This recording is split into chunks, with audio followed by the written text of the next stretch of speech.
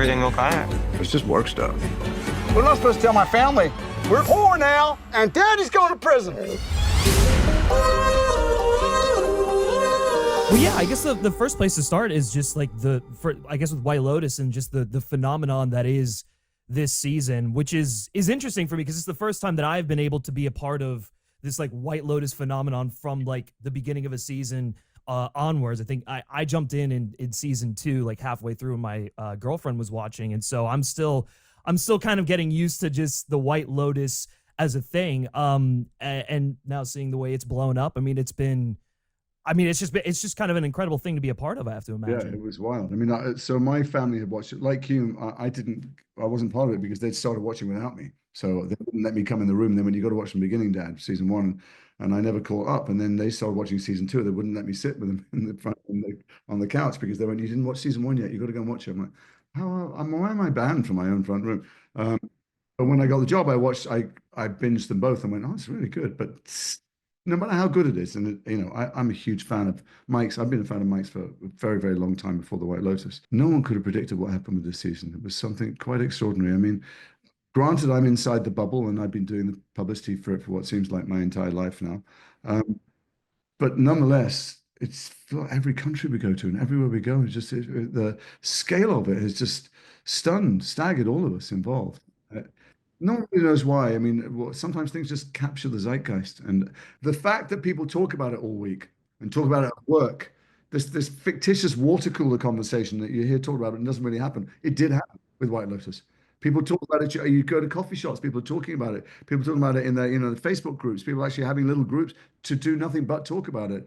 And that actually, last time it happened, I was a teenager, and it was about who shot JR in Dallas. But the young people think it's new. Like, it's not new. That's what television used to be like when there were few channels and the whole country was watching the same show, and you had to wait a week for the next episode.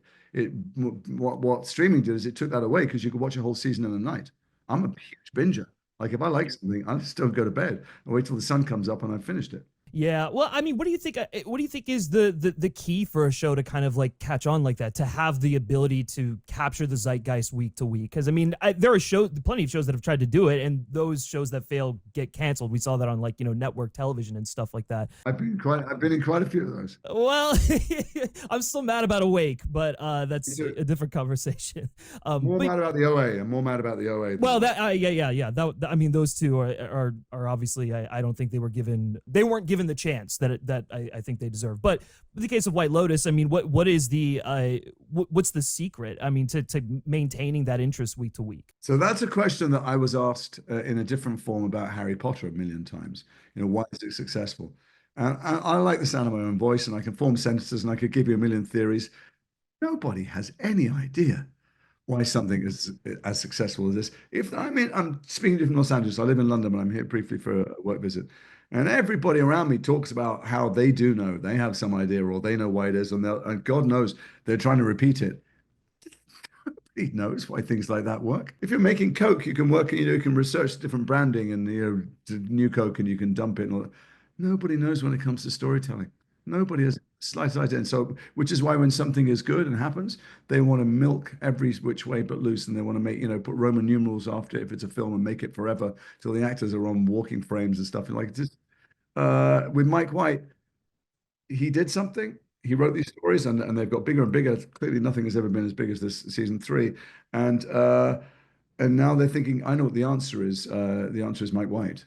Everyone just needs to work with Mike White. Everyone in the world needs to work with Mike White. Well, even Mike White doesn't know what the hell why he doesn't know. He writes these great stories and directs them, and they're still just stories. And this one, I don't know, spread like I won't say wildfire. Wildfire is a bad tasting to compare. But it spread around the world. And, you think it might. I don't know if you think it's just America, but we, the cast, spread ourselves all over the world because we do publicity. And you'd arrive in Spain, you go, shit, it's bigger in Spain than it's in America, or Germany or Australia. Right.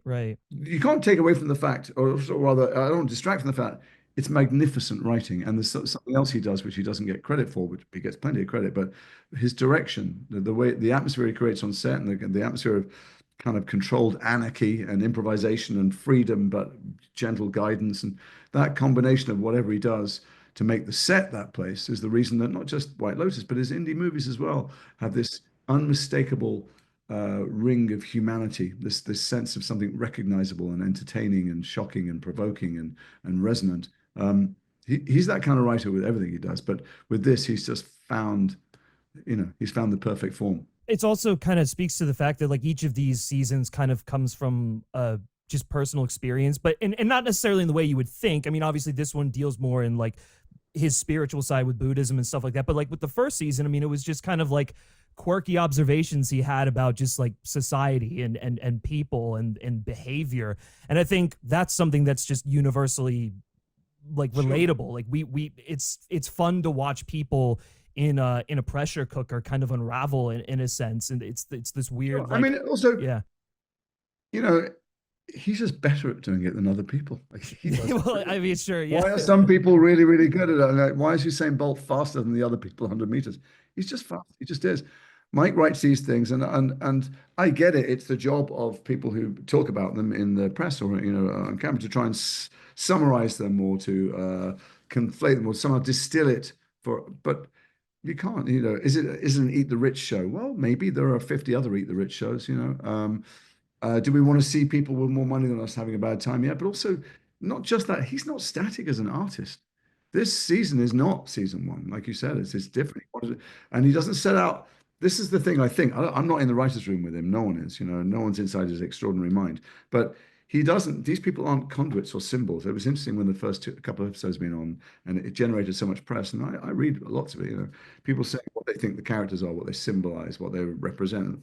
They don't know Mike. He doesn't. He's not judging anybody, and these characters speak to him, and they reveal themselves, and they're very rarely the things that they don't stay in the boxes you want to put them in. Patrick's character being a prime example. People going, "Oh, he's just like Jake Lacey from season one." No, he's not, because at some point he came to me and did that scene so beautifully in episode 6 or 7 where he goes, "I'm nothing," and you realize, oh yeah, all these pickup lines with girls, they don't work. Yeah. He goes, "I'm nothing. I'm nothing without you. If you don't succeed, I'm nothing." And when I realized I have to kill him, out of love. Right. I mean, I think it's one of those things where it's like it's kind of the mantra, I guess, of the show, specifically this season, was the way he was challenging. I think he phrased it like the concretization of identity, which really speaks to like everything you were just saying. I mean, that's kind of him as a person. He kind of rejects stagnancy and is kind of just a very open person, which is I mean, I have to imagine that's him, but also that comes from being an actor as well. You have to be open to all sorts of experiences, Yeah, he's more open. He's more curious. He's less judgmental. Whenever you're having conversation with him, he's if conversations are about people agreeing sometimes and then disagreeing other times to fight, whenever I go, yeah, and I say and as if yes, I've got your train of thought, and this is the next thing, and he'll go, no, and it'll be some other direction I wouldn't have thought that his mind would have gone in. Also, I just think he's curious. For instance, the guy I'm playing, Tim. Yeah. He lays out his stall when he gets there, and he goes, "I'm not interested in any of this spiritual bullshit. I'm not. It's all it's nonsense. I just want to go to the gym." He's an alpha male, money-driven. Status. He's not status obsessed. His wife is, but it's about power and dominance and being an alpha. And so he takes that character of all the characters on a massive spiritual journey. He strips it down to his bare id or ego. I'm not even quite sure which one is which. Until he's nothing. Till he recognizes he's nothing, till he recognizes he's just a drop of water. And he has Mike doesn't believe in giant sentimental changes, and these are not stories of redemption by any means. If you look at what happens to Belinda or Guy Talk or stuff, but for this guy, he takes him on this huge journey where he's stripped down till he's nothing, till he realizes, till he thinks he'd rather die and kill the people he loves, until he gets to another place where he goes, I want to live and I'm nothing. I'm just a member of the human race, and my family should be too, and they're going to have a massive fall from grace. It will be the best thing that happened to them. Yeah, because that's part of what he wants to explore too. He's a guy with enormous status, Mike. Shelves full of awards and plenty of money and lovely, home and all the stuff, and the entire media world at his fingertips. And some part of him is thinking, what does this mean to me? Does it mean anything? Should it mean anything? How attached am I to it? He's just such a curious person about humanity. Put me through the fucking ringer, the character at least. And just, there aren't many people doing that. I mean, I produce a little bit as well as being an actor. But I'm in those development meetings around people with scripts, and people are always reaching for things that they've seen before or done before, or they like something else. And in fact, when you're pitching, you have to go, this is like that. These are the comps. If it's a movie, you go, he just doesn't want to be or tell stories like anyone else. He just wants to be taken on a very human journey. So is that part of the explanation why I was successful? Yeah. I would say so. But there's something intangible as well. Like Yeah, it yeah. just was. Well, I mean, some magic happened. yeah. I mean, there always is with big phenomenons like this, and I think to your point earlier about people always trying to replicate that, there is that intangible factor that we always miss. I am curious, just given your collaboration with Mike, what were maybe some of the ways that working with him has now informed your process as a producer, if it has at all? Oh God, no! It might inform you as a director. It's not as a producer. I mean, he's unique talent. Well, okay. Well, so now has he inspired you to maybe start directing projects of your own? Yeah, but he's directing this brilliant script that he happened to write as well. Everything's got to be in line for something to end up as good as the White Lotus. His imagination is amazing. He writes it brilliantly. He chooses great collaborators around him. He casts people just right. I mean, I'm not arrogant enough to say me, but certainly the other people I was watching, I thought were cast perfectly. Yeah, I think I'll leave the camera rolling more. There's a desire for directors to talk too much. I like talking. It was one of the interesting things about playing Tim. He didn't get many words to convey the catastrophe inside his head. Big bright man, his mind is full of thoughts. And at first, how can I get out of this? And then playing out the different scenarios of shame and disgrace that he'd rather avoid. And then, a whole bunch of other spiritual things. But anyway, with Mike, less is more. He'd often just go again, and then it very gently, he'd offer up these suggestions so gently, like a soap bubble.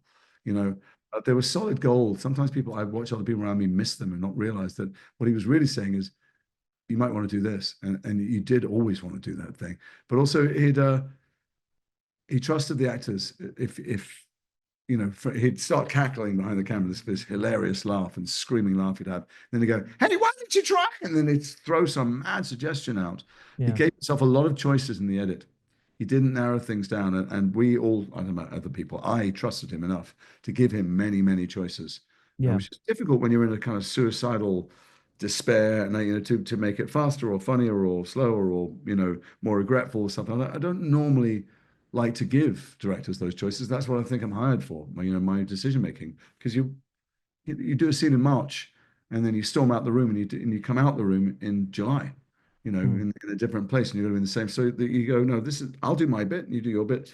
But with Mike, I will go, what, let's do it together, because you're going to have to cut this together, and you've got 8 stories to tell. So, am I inspired by him? I mean, there's inspiration, and there's also it's intimidating. It was great. The work was great. You could tell the work was good and great. And watching the stuff that I didn't see, I mean, I kind of fell in parental love with Patrick, Sam, and Sarah Catherine. So I didn't see the stuff they shot that was about me. And watching back and watching all of them, everybody, watching Carrie, and seeing how they're just all at the top of their game, because it's great writing, great direction, and they're brilliantly cast, and they just fly. It doesn't happen by accident. He doesn't get enough credit as a director for creating an atmosphere of creation. Yeah. I think that's very on point there. I think everyone thinks of just like the crazy stuff that happens, the big reveals, the just kind of whatever. But that you're so right. There's a tone and there's an atmosphere that is so. I mean, it's like, who else could think of it other than him? Because also, how do you get actors to get to that, to get to the place where they do the best work? Yeah. And he said something weirdly. My daughter, who's only 19 and is not Mike White, but please God will be, she wants to be a director, a writer-director. She's at college, and she's directed a couple of plays. And she's in Montreal, so we went to see one of the plays, and we were sitting around afterwards, and somebody else, not me, because she won't talk to me about acting or directing, because I'm her dad. Someone else said, "Well, how do you direct actors?" She's 19. She's never watched it on set, and she went, "Well, it's always the same, isn't it? It's a compliment sandwich." She goes, "You tell them they're great, tell them the thing you want, then you tell them they're great again, then you walk away." And I'm like, how the fuck did you learn that? But Mike comes out from behind the monitor. He goes, "Awesome, great, neat. That was fantastic. Yeah, let's go again." And then as he's walking away, he turns around as if it's really an afterthought. He's not even sure of it, and offers up something very gently. And those things are just solid gold. Those things he drops off, and that is a way to empower actors and make them think that you love what they're doing, even if you think it's terrible and completely wrong. and so you just feel, it's like a hovercraft. You feel you're working on a cushion of air. Yeah, that's remarkable. I mean, I've spoken with a lot of actors and have spoken with a lot of actors specifically about collaboration, but I've never like that. What you just said right there is so. I mean, it's incredible. I mean, that's something that you don't get a lot. No, and also there's something people don't understand about actors, and a lot of directors don't understand about actors as well, even veteran ones. You do a take and someone says cut, and then they start walking towards you, and they are perfectly entitled and aware, and able to say, "I just don't believe it. Sorry, don't believe it." Or now it's one thing when they go, "What if the guy doesn't want her to know he's that upset?" Or what if you and make suggestions for choices the character might be making inside their head consciously. Mm-hmm. But they can always just go, "I don't know, I just didn't believe it," and you're aware of that as an actor, because I'm trying to be. I was as close to suicidal and homicidal and depressed and terrified as I ever want to be in life, as Tim Ratliff. He's in a dark place, and that's where you have to get to in your head, in your imagination, as much as possible. And I do it as much as possible. I'm still aware that I'm on a set because there's a mark there and I've got some lights. Someone else has some lights. So as much as it's like a magic eye picture when you're trying to focus a foot behind something, at any point you can be snapped out of it and you can't see the picture anymore. So you're trying to be this thing. You get snapped out of it by a director at any point. You're always vulnerable.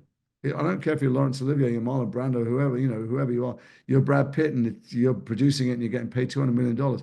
Still, at any point, the director goes, "It didn't seem like you were angry to me," or you need to make yourself that vulnerable. So Mike is aware of that, and it always came out, always made everyone feel that he bought everything they were doing, and I thought it was wonderful. Was this a good idea? If not, forget it. Don't worry. Don't do it. It's generous and brilliant as a director. Yeah. I mean, I think that's efficient, or not efficient. It's effective. You have to make people feel like you buy what they're doing, even if what you want them to do is the complete opposite. Yeah. Well, and I think the kind of going into Tim a little bit, specifically in your performance, what I think was really interesting and what I'm getting the sense of how he pushed you is, like, I know starting with a voice is your way into character, and obviously Tim has this iconic accent. It's authentic, right? Like that. It's not. You don't want to go there.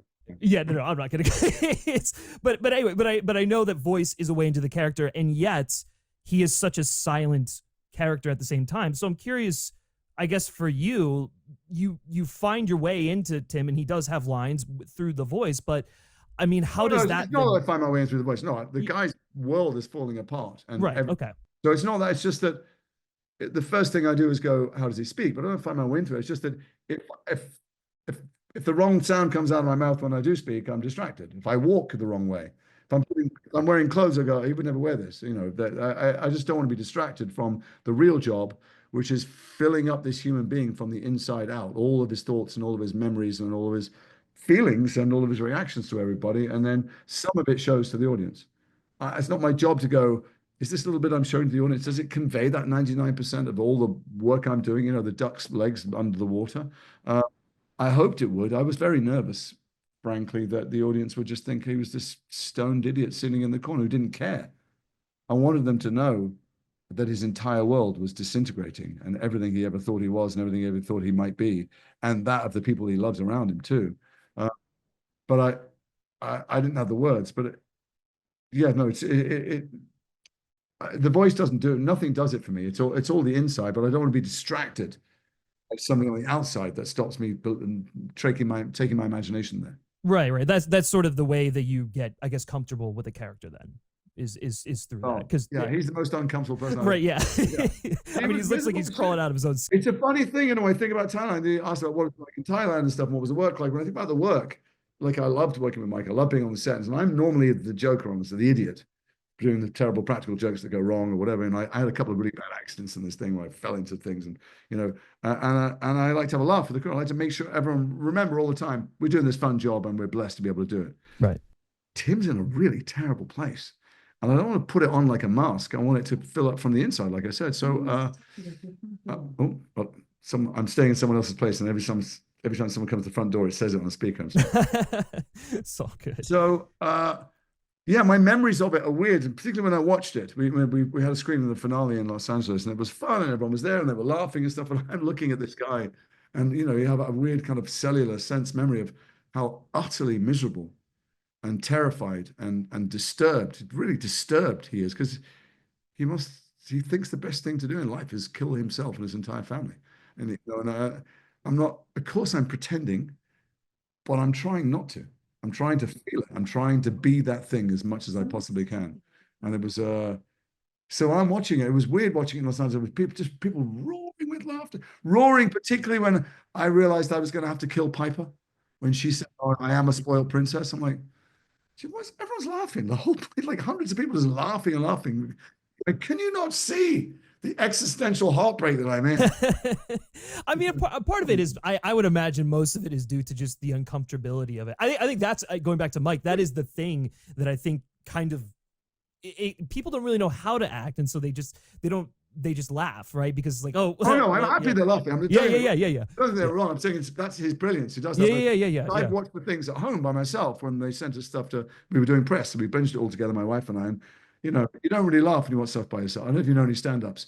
Like I've known some stand-ups. You sit at dinner with them, and you're like, they're very, very annoying. They're trying bits out all the time. That's very true. Yeah. The same bits. If I'm sitting in an audience and I bought a ticket, I'm crossing my legs, trying not to wet myself. So there's something, you watch things in a crowd. This is why cinema and theater are such a phenomenal means of mass communication, storytelling, and it's a tragedy if we all stay at home and watch television and movies die, because movies are slightly dying on their ass. Indie movies for adults are not attended in the cinema really hardly anymore. Young people's films, horror films, and big tentpole films go, but in between that market is dying. It's such a shame, because even watching White Lotus with a big crowd, we all had a very different reaction than if we'd been watching it at home. Yeah. Well, I mean, very much. You're right. What Mike does brilliantly in a more dramatic form than Ricky Gervais does is discomfort. He does discomfort so magnificently. The subtleties, the minute gradations of people's internal discomfort. Yeah, I mean, I think to the Sam Rockwell scene. I mean, I think that's the perfect, because it's just you're listening to this just insane story, and I mean, like, Walton Goggins sells it, right? Like, I mean, that's his reaction is all of our reaction. I mean, that's a very extreme one, and yeah. It's a fantastic scene. Don't get me wrong, but I'm talking about the micro discomforts between the three friends. What says I voted Trump? How do you move on there? Or someone's drinking a glass of wine too much, to go out and go, she's drinking a lot, and they come back in. Just that he's aware of. You might look at a scene that seems completely normal, and he is aware of all the subcurrents and subtext and invisible forces that are driving people or shutting people up, or the things that people aren't saying. In an extreme scene like Sam's, it's more. I'm not saying they didn't do it brilliantly, but it's more obvious. That thing, more dramatic, but we've all been in those other situations. I thought that was magnificent stuff when Natasha Belinda goes over to the other black couple, going, "Oh, good, some other black people here." Right? They're not interested in talking to her. She was expecting one thing, she didn't get it. Or when I loved it when the three ladies come over to us at breakfast, the Ratliffs, right at the beginning. Victoria doesn't want to talk to them. She doesn't want to talk to them. She's like, I didn't come on holiday. I don't want them to be my friends. I don't want to talk to me at the pool.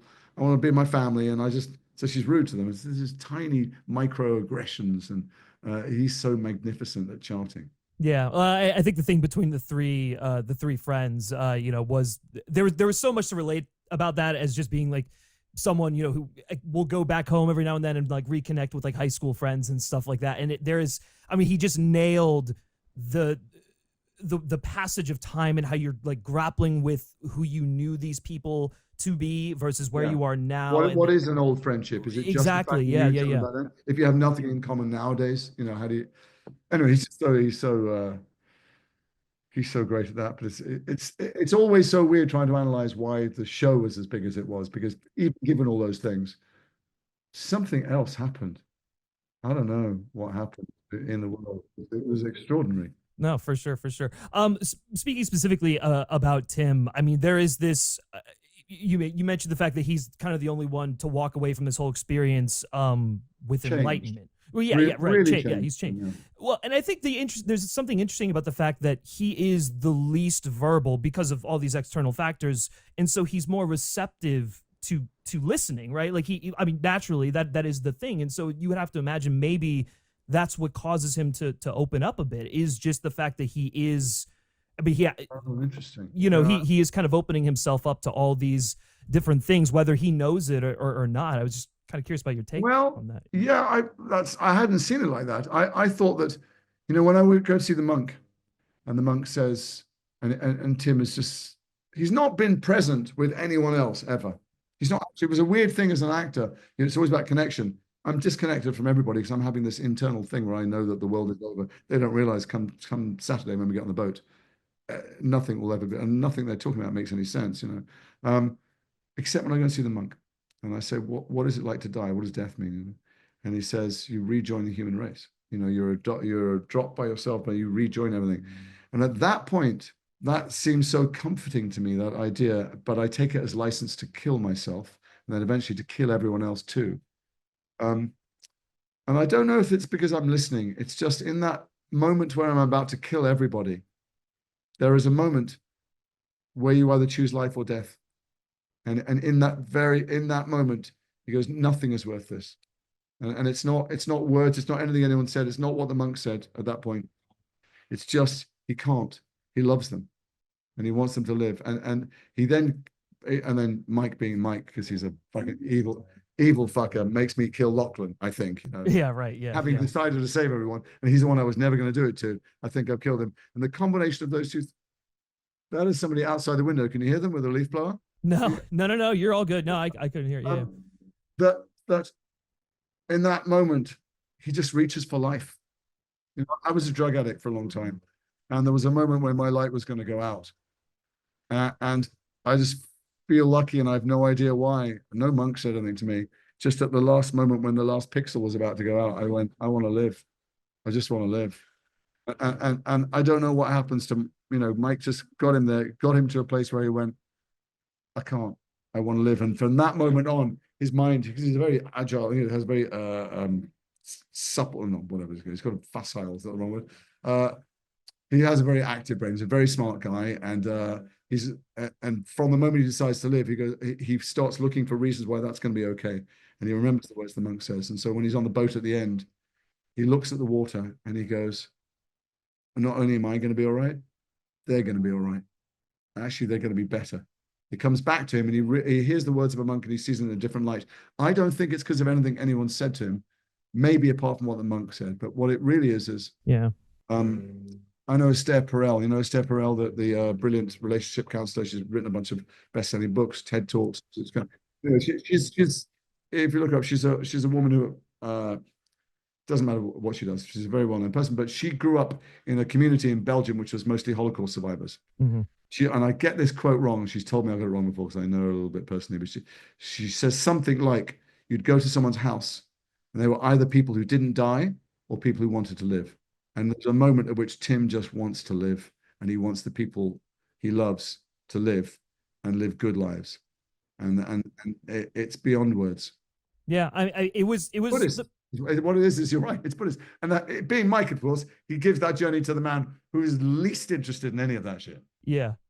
I mean, it's interesting. I mean, it was the most profound part of the series for me. I mean, it was this satisfying culmination of that arc, because it was. By the way, it's going to be a nightmare. It's not like everything is happy clappy. Right. The family are going to have terrible times. Yeah. But I mean, it's one of those things where it's like, he's gone through it. He's on the other side. He'll be in prison, but you know, he can, I guess, do his best to kind of guide them and let them know that it's going to be all right, in a sense, right? I mean, all right. They're just going to be normal, right? Not going to be special. And they're not going to be protected by their money and wealth and privilege and reputation, and they're going to have struggles, and they are going to have, you know, is he going to arrive as Yoda in prison? No, you know, he's going to have to face the consequence of what he wasn't doing, and maybe when he comes out, he'll be, you know, he'll get a job in a lumber yard, or maybe not. Maybe people will, you know, bump him back up. But at the moment of the boat, he just accepts his fate. Mm-hmm. Surrenders to you know, the forces at play of destiny. Yeah, and that's the hardest. I mean, it's the hardest thing we can all do. Yeah, and it's a moment of it is a moment of bliss for him. There was another one I didn't really have any words. He goes, "You'll look at the water," and you know, and I'm like, okay. And then there was a lot of weight loaded onto a look, I'm like, in the end, it's just me looking at water, you know. I mean, I'm thinking and feeling all these millions of things. I'm hoping the audience gets it. Of course, because of the way he shot the entire 8 hours and what's led up to it, it means an awful lot. I'm thinking as much as I can, but you can't tell an 8 hour story with a look. You can just be in that moment. Yeah, yeah, for sure. I do need to wrap up here, but I'm going to leave you with one last question. I think it's interesting because I just think your journey as an actor is interesting because you talk about wanting to walk in other people's shoes in order to uncover like how to be and stuff like that. And I think in a sense it's as much of a social experiment as like what Mike is sort of doing with the White Lotus. So I'm curious for you how Tim fits into that larger journey. What do you walk away, I guess, taking from Tim that is going to help you, I guess, get closer to uncovering how to be? Consciously, never anything. But does it stay with me? Yeah, because I've gone there imaginatively, you know. I mean, I haven't been to war, but I've been to pretend war lots of times. Does that affect me like people who've really been to war? Of course not. You know, that would be ludicrous. But is it something? Yeah, it's something. You know, it's something to. We last met and talked about Mass. It's a film about the power of forgiveness, and someone who'd carried hate and resentment in his heart a lot, and that had to come to recognize that it was poisoning him and having no effect on somebody else who was actually dead anyway. What is it? I've no idea what things do or don't bring to me in terms of my ability to ride out this bizarre journey better. But there's something. I mean, there's something. That's why I do it. I think. Well, I don't have any other skills, so now it's too late. But I think that's why I started doing it, and it's why I still sometimes get tremendous satisfaction from it. I don't know. I have no idea what I got from him. I hope I get acceptance from him. Um, I'm always hoping to be a better, more content person and love more and accept love, and seek to understand people and not be understood and seek to love people and not be loved, to be a radiator and not a drain. I don't know. Yeah, that's a very good way of putting it. Yeah, yeah, for sure. Listen, Jason, I could talk to you all afternoon, but I know you've got a bunch of other stuff to get to, and I really appreciate your time.